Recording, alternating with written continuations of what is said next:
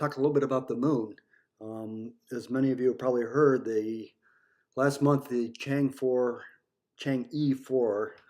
Chinese probe landed on the far side of the moon, and it sort of irked me at the time because a lot of the newspaper reports scrambled it up and called it landing on the dark side of the moon. And of course, there is no true dark side of the moon. All parts of the moon get lit by the sun as it rotates around. But it was really the far side, and it was the first time anybody had actually landed on the far side. So it was quite an accomplishment. And there were some interesting technical details that I won't go into on how they did that. But it struck me that it might prove interesting to explore why the moon actually has a far side and a near side. Why does it only show one face to us? And of course, the simple explanation to that is that the moon rotates in 1 month, and it orbits around the Earth in 1 month, and so it always keeps the same face toward us. Yeah, but why? Why does it always keep the same face toward us? So I wanted to explore that a little bit, just go into a little bit of the physics explanation for why that really happens. And if you look at a pendulum, just a simple pendulum like I have shown here, you have it attached at the top there and gravity pulling down on it. And it can't go in the direction that gravity's pulling because it's restrained by the rod that it's on or the string or whatever. So instead it goes along a circular path, and some of that force that gravity is pulling downward actually can go in the direction of that circular path and cause the pendulum to accelerate. And so it goes off into that direction, and as it goes, the force becomes a bit weaker because it's pulling mostly pulling downward, and there's very little sideward force. And it builds up momentum and swings through the bottom, as you all know, and anybody who's ever been on swing set. And then the force starts to pull the other way, but there's still momentum forcing it to go along, and it goes out to the far side. And then it repeats back and forth. And in some respects, the moon is very much like a pendulum. So here's a little cartoon of the moon. Now, the moon is, we think of it as a sphere, but it's like the Earth. It's not a perfect sphere. And it's flattened some because it rotates, just like the Earth is flattened, has an equatorial bulge. But it also has a bulge that comes out toward the Earth.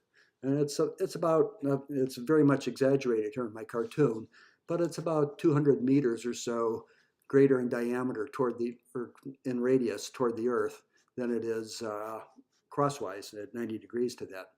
And because of that, it acts like a pendulum in the Earth's gravity field. And so if we stood above the Earth and the moon and kind of rotated around with the moon once a month, so we always kept the moon, at the top and the Earth down at the bottom, we get a picture like we see here. Now, because the moon's rotating and everything would, it's spinning just the same as it's orbiting, everything would stay fixed. But if it spun a little bit too fast, then what you'd get would be the top, the near side of the bulge would be kind of fall behind to the right there. And we'd have actually the setup that we need for a pendulum motion. We would have this little red force here acting on the bulge of the moon, trying to pull it back in line toward the Earth. Now, if it rotates too slowly, the opposite thing happens. The moon starts to fall behind, and it gets for where it is in the orbit, and that bulge will rotate to the other side, and then it gets pulled back in the opposite direction, as I've shown here with that little red force line. And so it acts like a pendulum going back and forth with the restoring force. So, well, is that the end of the story? Not quite. The astute people among you will say, well, wait a second. Where is the moon attached? There's no attachment point. Like a pendulum on the Earth back here had that attachment point up here at the top. And there's no such point for the moon.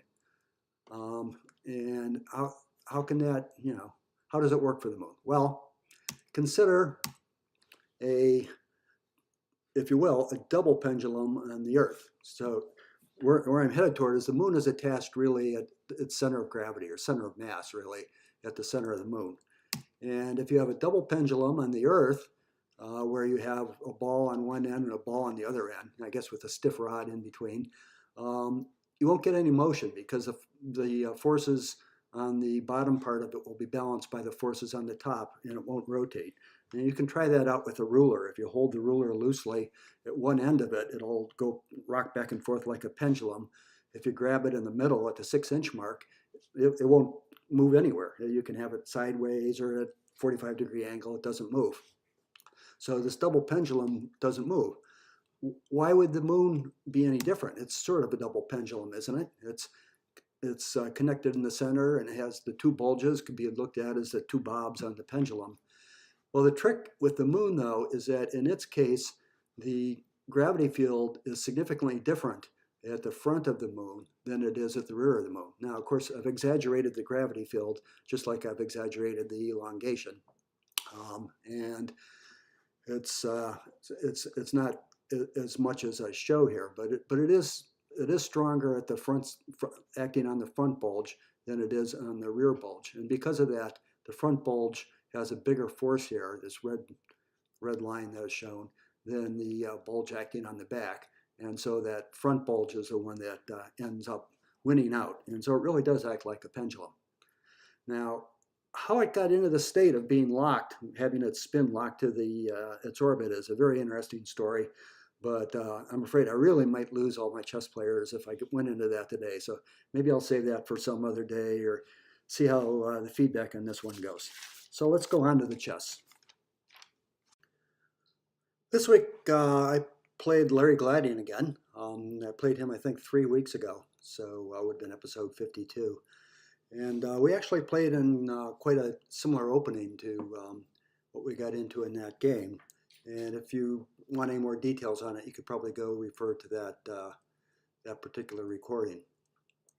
So start out with d4, d5, c4, e6, knight c3, knight f6. And I spoke a bit about this line in that other game, where white can exchange pawns, go into an exchange Queen's Gambit decline, and pin the knight, and maybe hope to get a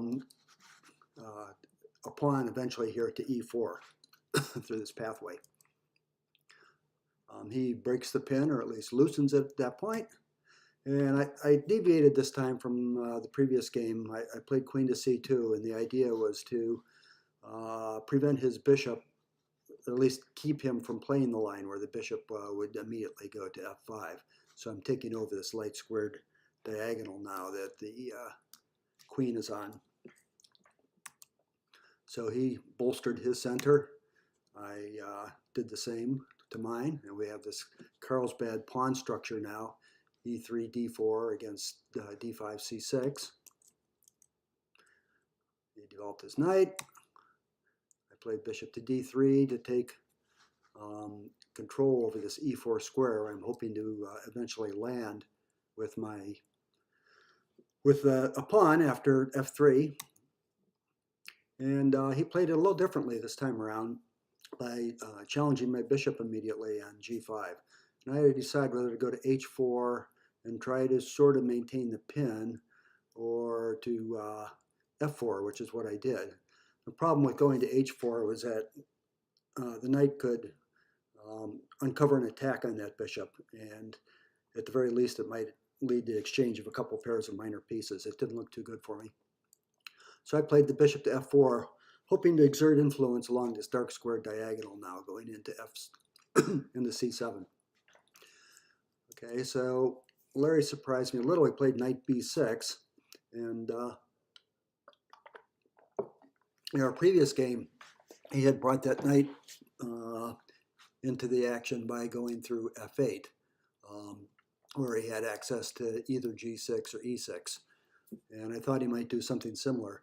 The knight looks like it's a little offsides here on b6, because it doesn't have any great squares to come into, and if it comes in to c4, say, after a little bit of preparation, I can just drive it away with b3. So it's wasn't too crazy about that, at least from his point of view. I continued with my idea, which is to develop the knight through e2.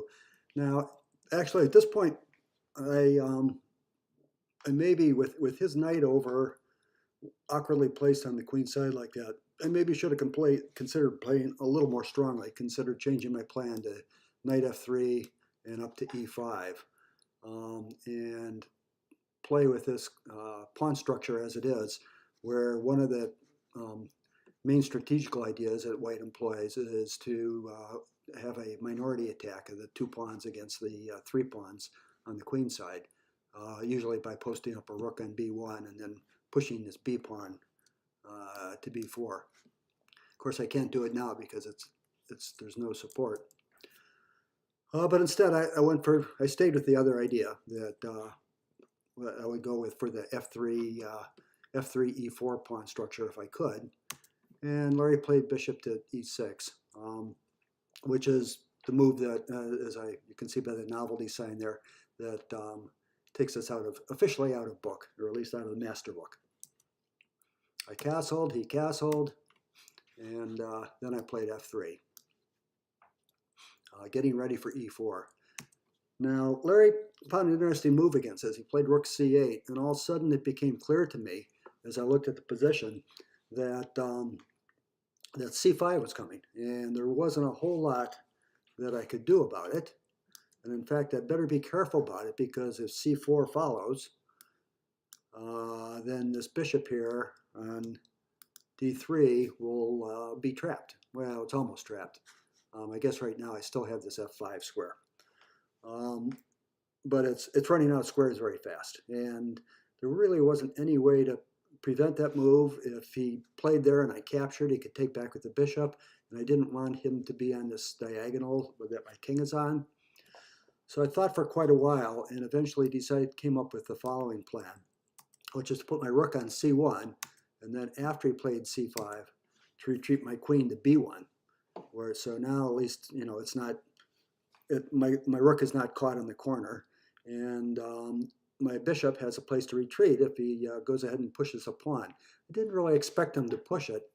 I thought it was stronger to maybe maintain the tension for a while, but he did in fact go ahead and push it, and then I had a choice of where to go with my bishop, either f5 or back to c2, and I chose c2. And I think this is all okay. At this point, he attacked my bishop. I had sort of, I saw this coming. That was, several moves ago. That was one of the reasons I put my knight on e2. And as long as I'm willing to exchange my bishop for the knight, this is not bad. But of course, that's a minor concession. I played bishop to g3 with the idea that if he doesn't immediately take it, I'll drop the bishop back to f2. I suppose I could have looked for something more productive to do, but that was the plan I came up with. And so he did, in fact, go ahead and exchange it off right away. So I recaptured, and then he developed his queen to d7, completing his development now, getting his rooks attached. And he's, taken, well, he hasn't taken control. He's exerting a little more influence over this f5 square. And in reality, probably, I consider this move and probably should have made it right away, an f5 move. He might have continued with bishop to f6, and Stockfish considers this equal. It's a pretty good square for my knight to be on. He has that backward pawn on d5. I actually like white a little better than black here. And my queen is pretty poorly placed. That's one bad thing about it. And potentially this e-pawn could become weak if he gets pressure along the e-file. But other than that, I like that position pretty well. But either by putting the knight on f5 or doing what I did in the game, which was, eventually to put my knight on b5, the idea was to defend this pawn on d4 so that I could go ahead and push my e-pawn. I can't do it right away because his queen would capture it. It's not defended. And capture it with check. So instead, what I played was a4 to support my knight on b5. and also to threaten pushing the pawn forward to a5, driving his knight away. Now that particularly it doesn't have a nice square to go to, he would have had to have routed the knight back through a8. He did what I hoped he would do, which was to mechanically prevent it with the a-pawn, which then gives me this nice outpost for my knight on b5. Stockfish pointed out, I don't think I actually considered this during the game, that a better way, rather than playing a5, would have been to, for him to prevent my pawn push, would have been to play bishop b4. But he went ahead and played a5, which gave me that nice hole. But this line of play gave him time to get in f5, and now that makes it very hard for me to get in my e4, and it also facilitates his kingside attack. I decided to go ahead and play e4 anyway. I need, if I just sit there and let him roll me over on the king side without counterattacking in the center, I think I'm doomed. So I went ahead and played e4, even though it wasn't clear that that in the ensuing complications that I wouldn't lose a pawn. He chose, rather than exchanging on e4 and playing along the D file, getting his rooks up the two central files, he chose to continue on with the kingside attack, though. So he attacked my knight, drove it back to a more passive square, and then played that bishop to b4 move that we talked about earlier. This allowed me then to, it didn't allow me. My knight, back here, my knight's not on a very good square, and I wanted to get it back into the game by attacking this this d pawn and threaten to play ed, opening up the center and undermining this pawn that's on c4. Oops, that's not c4. Let's take that back. That's c4. Okay, so that's why I played my knight over to c3. He dropped his queen back, and it was pretty clear at this point that he was going to be attacking along, over on the king side. And so to get ready for that, I played my king to h1. That opens up this g1 square for my rook to defend the g pawn if necessary, and also maybe open up the g file for a counterattack against his king.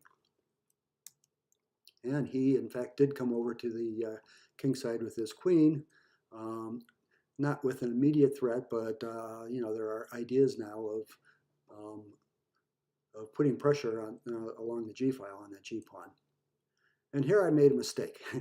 In this position right here, I was looking for my move for a while, and I picked up my knight, and I took it and was in the process of, I was about to place it down at d6. I didn't come close to actually letting go of it, but I went over to where the square was, and all of a sudden, somehow when I did that, this knight here, or this bishop on b4 all of a sudden became visible to me. This backward move that they say is a blind spot that lots of people have. It's hard to detect pieces moving backwards sometimes. And all of a sudden I realized, gee, I can't put that knight on that square at all. And I thought, I thought it looked like it was going to be great on moving through d6, and then I was going to defend it with my pawn and so on. But it's just going to get lost there. So I had to think for a while and decided of the two possibilities that probably the lesser of the two evils was to go to a7, and at least I win a tempo attacking his rook. But his rook arguably goes to a better square. It gets to where it can take part in the fight for the center, and also maybe redeploy over to the king side. Yeah, my knight's out of the game. So that was definitely a step in the wrong direction. Given that I did that, I decided to lock up the center. I thought it wasn't time to open up the center with his both of his rooks quite actively deployed. And if I took this pawn on d5, his knight, he could recapture with the knight, and so that knight that's kind of stuck out of the game would get immediately into the center, and I'd probably have to trade it off. He could trade my knight first and then take back, and then I've got all sorts of problems. Um, so instead I pushed the pawn and got a protected passed pawn and opened up the battery here to look at h7 and also kept his knight fixed where it was. So I like this move from several points of view. Okay, he played his rook up, perhaps thinking about getting it over to the attack to the king side after a potential pawn move. And I took time to bring my knight back to where it should have stayed. Okay, now he apparently wants to get his knight into the game as well, but this knight it's kind of thematic. He has a hard time getting this knight into the game. It's just, he's a little cramped. My e pawn has taken away this d6 square, and now his pieces are stepping on each other a little bit. So what he did was to play h5, just pushing on with the attack, opening up to open up the file and get an attack against my weak square on g2. And what I should point out, in this position, I looked at it for a while, and I was starting to get a little scared about his attack on the king side, and in particular, this queen looked pretty threatening. If I could wave a magic wand and just take both queens off of the board right now, I felt pretty good because I had that protected pawn. I felt he had some weak squares that I could work around with my knights, and I liked the position pretty well, except for the attack that was brewing. So I wanted to get the queens off. So what I said was, well, how about if I do this? If I check his king, and it goes to the corner, and then I play queen to g6, trying to force a trade of queens. But the problem is that his queen has h4 to go to, and I'm unable to force it off. So back in this position, when he played, after he played h5, it was premature to play that little idea, but I said, well, maybe I can make a tempo move here, make a slight improvement, and also do something that doesn't look like I wouldn't give away my hand of what I wanted to do. And moving my knight over to protect the king side looks like a reasonable idea. So I played my knight to e2, where I could conceivably come to g1 or defend g3, and hoping that he would play h4, and he did. And so I was pretty excited until I looked at the position a little more, and I said, wait a second, if I play bishop to h7, it's true if he goes to the corner, I can play queen g6, and now his queen can't go anywhere, and he has to trade queens, and I like this position. Stockfish said it was equal, but I like it a little better for white because of the reasons I said a little while ago, the various weak square complexes. But what I realized was that when I check him, that he doesn't have to go to the corner. Instead, he could just go to f7. And now my queen can't come to g6 anymore because he has that square covered with his king and his queen. And what's more, my bishop's maybe awkwardly placed here, and it might even get trapped if this pawn pushes up and rook comes over to the h file or something, and I'd have to play my rook back, or my bishop back. So I didn't go in that line. Well, it turns out that that line would have been good after all, and the reason is because after bishop checks king to f7, that's a mistake.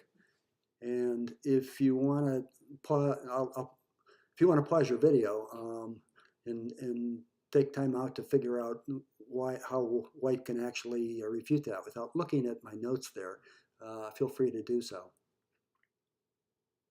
Okay, well, it's pretty simple. I really should have seen it, but it was a few moves in advance, and so I just didn't look at this possibility. The queen's overworked, and I simply could have taken the pawn. The queen can't take it because would be after queen takes knight, this is checkmate. Can't do that.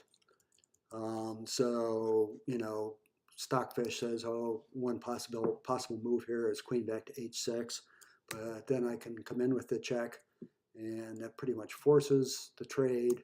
I take back with the knight, and now I'm winning another exchange.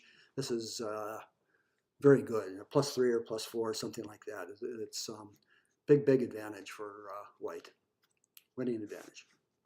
I didn't see it, so instead I after h4 I just went ahead with my original plan, which was play rook g1.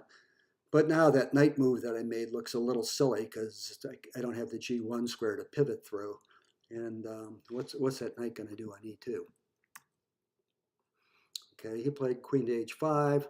Now the idea here is to push the h pawn, and if I take it with my g pawn, he has an attack on f3 and can take their check. So I have to at least think about that. What I played was to attack his queen. He simply went back to the square where it wasn't under attack, and I returned, giving him a chance to repeat moves. And at this point, I was pretty far behind on the clock. I didn't have it decided in my head whether or not, if he repeated, whether or not I'd accept the draw offer. But he didn't repeat, interestingly enough. He played bishop to f5, and that made me happy because I didn't know how to get out of that other.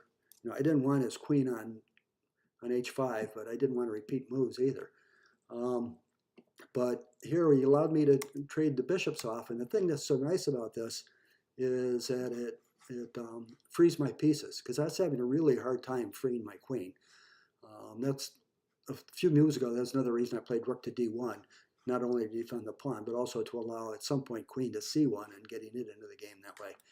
I was just a little too jumbled up. So instead, not instead. At this point, okay, move the notes up a bit here. I brought the knight a little more toward the center and attacked his d pawn, and so it's a little awkward for him to defend it. He played his knight back to b6, which I was happy to see, and now that this knight is kind of stuck on b6. I played queen to c2, and that's an okay move, but actually there's a good move here, which in this position is to play b3. And the reason is because that's where white's active play can be. I mean, it's clear black's attacking on the king side. The center I can't really force open anytime soon. And the queen side is where I could have some leverage. And I can make this pawn break b3. And, if we go down a line where he moves his rook to a more sensible square and I exchange off the pawn, he can't take with the knight. He has to take back with the pawn. And the reason is that if he does take back with the knight, I can take the d pawn. And now this actually looks quite bad for black. I can take his bishop there. He takes back to attack the knight that's loose. And my knight comes into d6. And all of a sudden, white's game is getting very free, and black's attack really isn't developing as fast as he'd like it to, even though that knight on e3 is very strongly posted. So that would have been an interesting line. I didn't go down that. I instead brought my queen back into the game where I could come over and help out in the defense of the king side. So he once again played his queen to h5, getting ready for that pawn advance and taking on f3. So I came over with my queen to help out on the defense of f3. And here he made a mistake, rook to e6. And it doesn't look like much of a mistake. It drops a pawn, but it's a central pawn, a very important one. And his game really starts to fall apart at this point. So that allows me to play knight to f7, attacking that rook. Rook's got to go somewhere. He brings it over to the g file, hoping to enhance his attack. That allows me to take that center pawn. He trades off the knights, gets rid of his weak knight there that was on b6. But now, I have a very strong knight on d5. And he goes ahead and continues on with his attack, but now white has gotten just too many lines open. His pieces have gotten into good positions, and they're quite flexible from here. They're attacking good squares. So I trade that pawn off. Now if he takes back with the queen, I'll win that rook on g6. So he can't do that. He has to trade the rook off first. I take back with my rook, and then he takes the pawn. But I have this nifty little move, rook to g4, and that does a whole bunch of things. It's threatening to play over to h4 and trapping the queen. It's also threatening this pawn on f4, which the knight is attacking, so there are two attacks on it. So it's a pretty strong move. It's a hard thing to meet. And what he did was to play a move that the computer certainly didn't like, which is to put the, it looks creative. And when he first played it, I said, oh, Jesus, what have I overlooked here? Because, the idea, I can't really afford to take the bishop. It's on prise, but if I take the bishop, then he plays in with the queen. Well, I can just show that very quickly. If I take it, he'll come in here, check, and I don't have to lose my rook. I guess I can fall back with it, but then he can take the knight, for example, and that rook is pinned. This is a horrible game. This has got to be -2. It's very good for black. And before that, before I would have made such a blunder,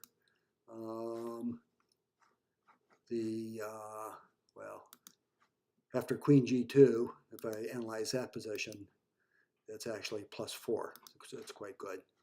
Turns out queen g2 was not the best move. It's a human move. I guess it shows that I'm not cheating using a computer. So the computer actually says, no, don't play queen to g2. Instead, play queen to e2 here, because that still defends that pawn on f3. And now there are various threats. So, there's this knight fork, and I'm threatening to run this this e pawn up toward toward queening and so on. It's +11. It's very, very good for white, but it leaves his pieces on the board, and I wouldn't like, the computer may like this line, but I really don't like it. So I'd be afraid to play it. Queen to g2, on the other hand, pretty much forces the queens off, or at least makes his queen drop back. It forces it off, because otherwise, if his queen moves back to defend g7, some like queen to g6, then there's a knight fork here on e7 that will win his rook. So it forces the queens off. And I can take back toward the center with my king, so it's hopeful for the end game. And after he played king to f7, which is maybe a minor inaccuracy, now I can play take with the rook on f4, and that forces the rooks off. So I win that pawn, but I force the rooks off too. And now it's, if you do the body count, white is up by 2 pawns, and it should be, with those connected passed pawns in the center, this should be a really easy position to win. He tried winning my pawns on the dark squares, but that doesn't work, because I simply take it and he takes back, and I can drop back to defend with my knight. And now his bishop tempos, and I advance my f pawn.